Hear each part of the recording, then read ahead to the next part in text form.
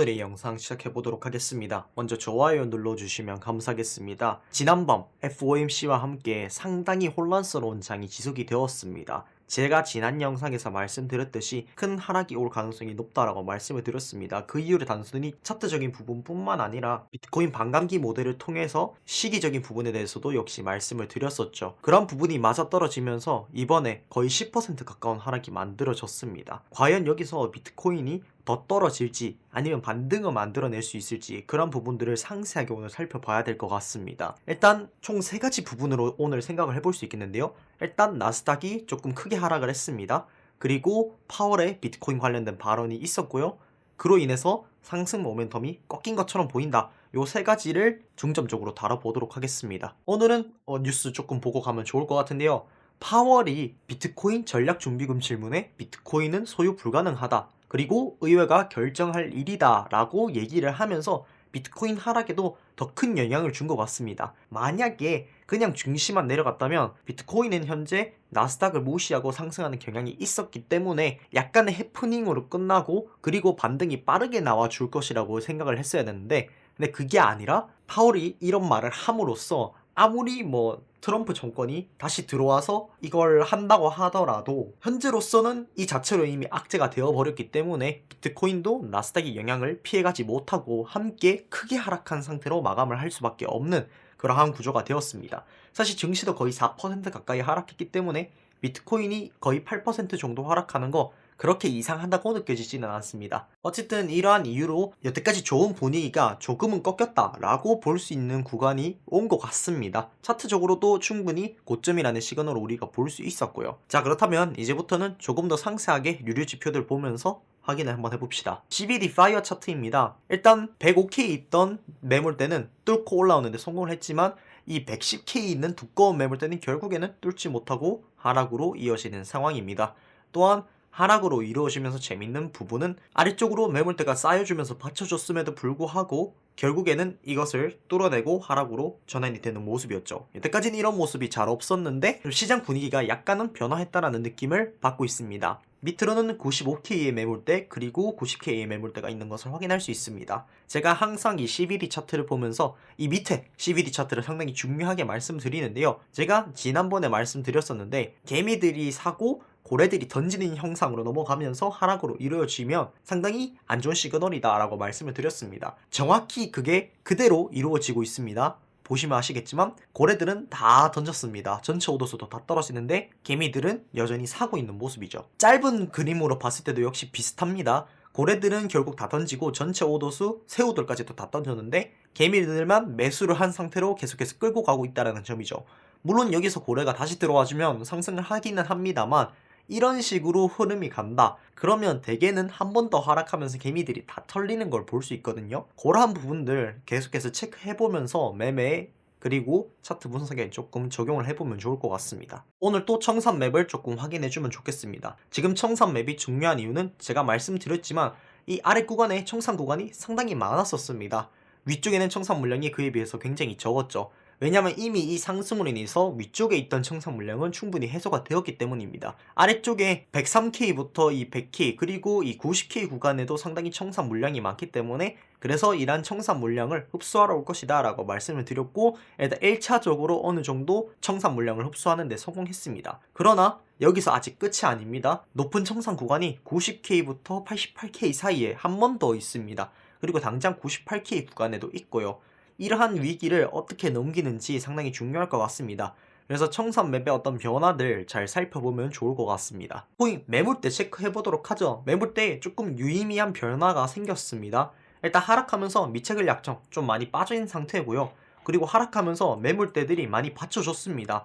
실제로 매물대를 많이 받치면서 버텼지만 결국에는 이런 두꺼운 매물대가 들어왔음에도 이런 매물대 거의 비트코인 한 3,000개 정도의 매물이 들어왔음에도 다 뚫리고 그제서야 겨우 반등이 나오는 모습인데요. 지금 여전히 이 98K도 그렇고 몇 개 매물대들이 조금 있는 구간들이 있지만 유의미하게 이런 식으로 들어오는 물량 매물대는 없다는 거 확인할 수 있고, 아래쪽으로 원래 이제 90K 매물대가 상당히 많이 있었는데 이 물량이 전체 빠지고 이 90K 전후로 전체적으로 골고루 매물대가 이제 다시 분포하는 모습입니다. 이런 것을 봤을 때 이 90K를 명확하게 지지 구간이다라고 보기 어려운 상황입니다. 그래서 그때그때 매물대가 어떻게 들어오고 나오는지를 확인하면 좋을 것 같습니다. 당장 이런 구간들만 해도 원래 없던 데에서 갑자기 이렇게 쌓였으니까요. 그러한 움직임들을 잘 살펴보면 도움이 될 것 같습니다. 본격적으로 차트로 넘어오도록 하죠. 일단 하락이 결국에는 나왔습니다. 근데 사실 상승한 거에 비해서는 아주 작은 수준의 하락이라고 볼 수 있습니다. 그렇기 때문에 뭐 그렇게 위기 상황까지는 아니다라고 보고 있는 상황이고, 여전히 마지막 파동이 한 번 더 남아 있다라고 생각합니다. 전체적으로 1, 2, 1, 2, 3, 4, 5, 4, 5 이렇게 가든지, 아니면은 1, 2, 1, 2, 3, 4, 5 여기서 한 파동이 끝난 거고, 여기서 한 번 더 4, 5로 가면서 전체 파동이 마무리가 된다라고 보는 이렇게 두 가지 관점이 있는데, 어찌 됐든지 간에 일단 여기서의 조정 파동을 확인할 필요가 있다는 것이죠. 전체 이 3파동을 기준으로 이렇게 봤을 때는 이번 하락으로 0.236 구간에 도달을 한 것을 확인을 할 수 있습니다. 여기서 반등이 나와서 한 번 더 상승으로 이어져도 이상하지는 않죠. 그러나 일반적으로 이제 0.236에서 0.382까지 도달을 하기 때문에 더 하락이 있을 수도 있다라는 것을 생각을 해줄 필요는 있을 것 같습니다. 그리고 세부적으로 봤을 때 조정 파동의 구조에 따라서 얼마나 하락을 더 할 수 있을지도 조금 더 고려해 볼 수 있는 사안이기도 합니다. 그래서 전체적으로 봤을 때는 여전히 상승이 남아있긴 하지만 이번 조정 파동이 조금 관건이 될 수 있을 것 같다가 포인트가 될 수 있을 것 같습니다. 이 조정 구조가 무엇인가에 대해서 상당히 고민이 많았지만 결국 이 하락으로 인해서 어느 정도는 이 조정 구조가 확실해진 것 같습니다. 일단 여기서 조정 파동이 끝났을 가능성, 이 하락으로 인해서 조금은 적어졌다라고 생각합니다. 그리고 이 상승할 때 구조 자체도 명확하게 임펄스인가 라고 물어보면 정확하게 임펄스로 볼 수 있는 구간은 이 구간밖에 없거든요. 그래서 이거를 뭐 어떻게 보든지 간에 임펄스로 성립된다기보다는 그냥 이런 식으로 조정 파동의 형태일 가능성이 높다라고 보고 있는 상황입니다. 그래서 전체 파동을 이렇게 놓고 봤을 때 여기서부터 시작된 조정 파동, 여기 A 그리고 여기까지가 전체가 B인데 WXY로 상당히 길게 이루어진 플랫 파동인 것입니다. 정확히는 확장 플랫이죠. 확장 플랫 타겟 1.236에서 1.38까지 도달하는데 성공했고, 그리고 나서 여기서부터 시작된 C 파동은 임펄스로 최소 이 저점까지는 도달을 해주는 확장 플랫 파동이 되어야겠죠. 이 형태도 어떻게 보면 임펄스로 보일 수도 있을 것 같습니다. 그런 부분에 대해서 조금 더 자세하게 들어가 보면 좋을 것 같은데요. 자, 여기서부터 시작된 파동을 생각을 해봅시다. 이 파동도 처음에 조금 애매합니다. 애매하기는 한데 그냥 1, 2, 3, 4, 5 이런 식으로 보고 다음에 조정 파동 A, B, C 이후에 여기서부터 시작된 1, 2, 3 그리고 이게 4파동일 거라고 추정 중입니다. 그리고 4, 5로 진행이 되면서 임펄스 파동의 3파동이 1.618까지 연장되는 것을 기대해 볼 수 있겠습니다. 그렇다면 96.8K 부근에 도달할 수 있다는 것을 확인할 수 있죠. 여기까지 도달하는 게 일단 임펄스로 볼 수 있는 가장 좋은 구간입니다. 만약에 이게 임펄스가 아니라 여기서 조정 파동이라고 본다면 0.618을 넘어선 순간부터는 이게 임펄스로 가는 게 아니다라는 것을 확신을 할 수 있죠. 그래서 지금 나오고 있는 이 반동이 0.618, 그러니까 103K 정도 부근에 도달을 하는지 안 하는지를 먼저 체크를 해주는 게 좋을 것 같습니다. 그렇지 않고 만약에 1.618에 먼저 도달을 한다면 임펄스의 가능성이 더 높아지고, 그렇다면 1, 2, 3파동이 나왔기 때문에 4, 5로 넘어가거나 아니면 1.618을 찍고 아예 쭉 내려가서 2.618까지 연장이 되어서 1, 2, 3으로 진행되는 것까지도 생각을 해볼 수 있습니다. 물론 그 역시 이 0.618을 넘지 않는다는 선에서 가능한 일입니다. 그렇게 되었을 때는 하락이 굉장히 가속화될 수 있고, 제가 말씀드린 것처럼 90K를 깨고 89K나 88K 부분까지도 볼 수 있다는 것을 생각을 해볼 수 있습니다. 그렇다고 해서 이게 조정 파동일 가능성이 적냐라고 물어보면 저는 아니라고 생각합니다.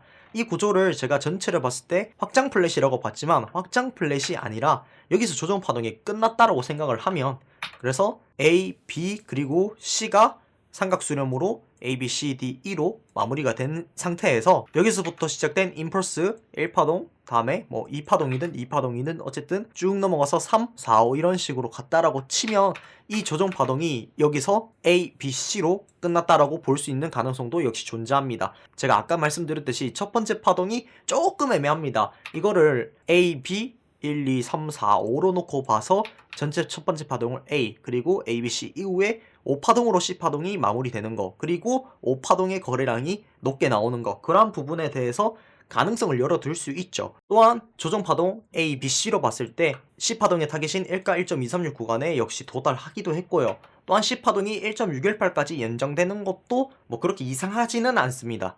왜냐하면 이 구조가 뭐 335든 뭐 535이든 그렇게 연장될 수 있으니까요. 다만 한 가지 걸리는 점은 임펄스의 가능성이 조금 높다고 생각하는 이유는 여기서 거래량이 크게 터졌다는 점입니다. 물론 이 FOMC와 파월의 연설이라는 아주 큰 어떤 가격 변동을 일으키는 매개체가 있었지만 그럼에도 거래량이 이렇게 많이 터졌다는 것은 이 파동이 3파동일 가능성에 대해서 높게 볼 수 있다는 것이죠. 그래서 그런 부분을 고려하지 않고 그냥 이거는 이벤트로 인해서 생긴 거래량이니까 그냥 다른 데랑 거래량 비슷하게 나왔으니 이거 그냥 조정파동 A, B, C로 볼 수 있지 않겠느냐라고 생각을 한다면 역시 가능합니다. 또한 이 가능성을 높여주는 하모닉 패턴도 출현을 한 상황입니다. 아주 큰 프레임에서 뜬 하모닉 패턴은 아닌데요. 기간적으로 봤을 때 충분히 하모닉적으로 성립을 하기 때문에, 그리고 형태적으로도 역시 완벽하게 성립을 합니다. 여기서 샤크 패턴이 완성이 되었고요. 이 샤크 패턴은 역시 강한 추세 전환을 나타내는 하나의 패턴이기도 합니다. 그래서 이게 우리가 가정한 것처럼 만약에 이 구조 때문에 우리가 이거를 임펄스로 보지 않고 조정파동 A, B, C로 놓고 본다면 C파동의 타겟에 도달, 그리고 하모닉 패턴의 완성으로 인해서 추세 전환의 가능성을 여기서 저점이 나왔고 추세 전환될 가능성이 높다라고도 볼 수 있겠죠. 다만 이 하모닉 패턴의 무효가는 상당히 낮지 않습니다. 금방 무효가 되기 때문에 이 97.4K 정도가 되면은 이 하모닉 패턴이 무효가 됩니다. 그래서 확실하게 아닌 건 아니라고 볼 수 있는 그런 패턴이라고 볼 수 있고, 만약에 반등을 나오고 0.618 구간에 도달을 한다면 이 구간이 저점이다라고 우리가 생각을 해볼 수 있겠습니다. 어떻게 매매를 해야 할지 전략적으로 접근해 보도록 하겠습니다. 일단 제가 지난번 영상에서는 이건 숏을 쳐야 된다고 말씀을 드렸고, 이 108K에서 110K 사이의 숏을 추천을 드렸었죠. 그리고 롱은 밑까지 기다려야 된다. 제가 말한 구간이 이 98K에서 97K 사이였는데 살짝 도달하지 못한 모습입니다. 그래도 전략적으로 봤을 때 어쨌든 숏을 들어갔다면 충분히 절반 익절이라든지 익절을 가져갈 수 있는 구간이었고, 롱의 입장에서도 이런 고점 구간에 들어가지 않고 기다린 것만으로도 내 자산을 지킨 거다, 돈을 번 거다라고 볼 수 있겠습니다. 이번에도 역시 똑같은 전략을 취해야겠죠. 일단 저는 둘 다 애매한 구간이라고 생각하는데 여기서는 롱을 받아야 되는 구간이라고 생각합니다. 두 가지로 나뉠 수 있는데요. 만약에 여기서 이게 임펄서로 떨어지는 하락이 아니다 라고 생각을 한다면, 첫 번째, 일단은 제가 아까 말씀드렸듯이 임펄스의 무효가 103K를 도달하는지 안 하는지를 확인해 줘야 됩니다. 만약에 103K를 도달을 해준다, 그런다면 여기서 이렇게 쭉 올라갈 수도 있겠지만 저는 개인적으로 한 번쯤 더 흔들 거라고 생각하거든요. 그렇다면 거기서 조정을 줄 때 그 조정에서 매수를 받는 것입니다. 매수를 받아주면 이런 식으로 설정이 가능할 것 같은데요.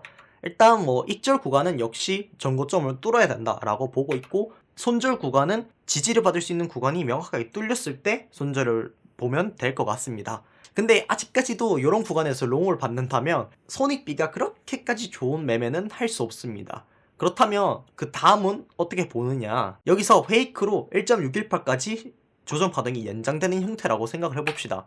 저는 이것의 가능성이 높다고 생각하는 게, 일단은 지지받을 수 있는 구간과 청산 구간이 몰려있는 구간이고 그 밑으로 명확하게 지지 매물대가 있는 구간이기 때문에 이 1.618 구간 97K 딱 이 초반 근처에서는 매수를 받기 너무 좋은 구간이다라고 생각을 합니다. 그래서 이 구간까지 만약에 준다면 훨씬 더 포지션적으로 더 예쁘게 들어갈 수 있는 자리라는 것입니다. 손절은 짧게, 익절은 길게 볼 수 있는 구간이고, 명확하게 지지받을 수 있는 구간도 확실하다 라는 것만으로도 충분히 들어갈 수 있는 전략적으로 좋은 구간이라는 것입니다. 손절은 뭐 2%에서 3% 정도 잡고 익절을 6% 이상 잡을 수 있는 구간이기 때문에 손익비적으로도 1대3이 넘어갈 수 있는 매우 좋은 구간이다 라고 볼 수 있습니다. 그 무엇보다 손절이 짧을 수 있다는 게 가장 좋은 게 아닐까 싶습니다. 만약에 최악의 상황이라면 저는 개인적으로는 이 90K까지 기다려야 된다고 생각하는데, 반등이 어떻게 나오는지 확인을 해줄 필요가 먼저 있을 것 같고, 그리고 이후에 어떤 무빙들을 모두 고려해보는 게 일단 중요할 것 같습니다. 이거는 이 가격에 가서 생각을 해도 늦지 않으니까요. 근데 한 가지 확실한 건 90K가 깨져서 팔자를 보게 된다, 그때는 여러분들이 알트든 비트든 적극적으로 매수를 하셔야 됩니다. 거기서 매수를 받지 못한다면 먹을 자격 없습니다. 특히 알트를 적극적으로 받아야 되는 게 뭐냐면 이런 식으로 하락을 하면서 비트 도미넌스가 올라간 상황에서 알트들을 매수를 했을 때 비트가 오르면서 알트 도미넌스가 풀리고 알트들이 크게 가는 경향성이 상당히 많기 때문에 여기까지 하락을 한다면 일단 비트 생각보다는 알트를 먼저 생각해야 되는 구간이 아닌가라고 저는 생각을 하고 있습니다. 자, 근데 내가 만약에 숏을 너무 치고 싶어. 난 진성 숏충이니까 난 숏을 안 치면 안 되겠어 라고 생각하시는 분들 당연히 있으시겠죠. 제가 말씀드린 이런 구간에서 숏을 치지 못했다면 다음으로 숏을 기대할 수 있는 구간, 결국에는 이 102K 정도 부분인 것 같은데 저는 개인적으로 그렇게까지 좋은 포지션인가? 아니라고 생각을 합니다. 롱은 못 치더라도 숏은 치면 안 되는 자리라고 생각을 하고, 제가 말씀드렸듯이 당장 103K만 가도 손절을 쳐야 되는 구간이거든요. 정확하게 말씀을 드리면 손익비 자체는 그렇게까지 나쁘지 않습니다. 왜냐하면 임펄스가 깨지는 구간이 명확하게 있고, 그리고 밑으로 봤을 때는 상당히 구간이 크기 때문에 손익비적인 측면으로 봤을 때는 나쁜 포지션은 아닙니다. 그렇지만 섣불리 들어갈 만하냐라고 물어보면 저는 아닌 것 같아요. 그래서 만약에 숏을 치고 싶다면, 그래도 숏을 친다면 102K 부근에 숏을 잡고 손절은 한 103.5K 부근에 잡으면 괜찮을 것 같습니다. 손절이 1. 몇 %밖에 안 되기 때문에 굉장히 좋은 구간이라고 볼 수 있고, 타겟가는 역시 90K 깨지는 구간, 그리고 청산 구간과 매물대 구간이 몰려있는 구간으로 잡으면 좋을 것 같습니다. 중간에 97K에서 96K 사이, 그리고 95K 사이에서 절반 익절해주면 좋고요. 밑에서 전량 익절하는 방식으로 간다면 전략 자체는 나쁘지 않습니다. 다만 손실로 끝날 가능성이 좀 있다는 게 문제인 것이죠. 한 번에 이제 위기를 넘겼기 때문에 그 다음 위기를 잘 넘기고, 그리고 포지션을 잘 잡아서 수익을 크게 먹는 것, 그것이 우리의 목표입니다. 이런 전략적인 부분들, 차트적인 부분들 전체적으로 잘 생각을 하면서 매매를 하면 좋을 것 같고, 일단 롱을 받는 게 좋긴 하다고 말씀을 드렸지만 처음 뉴스에서 말씀드렸듯이 모멘텀적인 측면에서 상승 모멘텀이 약간 깨진 게 아닌가라는 우려가 확실히 있기는 합니다. 그렇기 때문에 한 번 더 하락이 있을 가능성에 대해서 열어두고, 오늘은 조금 여러분들 야근이 필요한 날이 아닌가라는 생각이 듭니다. 오늘 영상은 여기까지이고, 이 어려운 장에서 여러분들이 충분히 본인들의 CD를 지키시고 그리고 많은 수익 내셨으면 좋겠습니다. 감사합니다.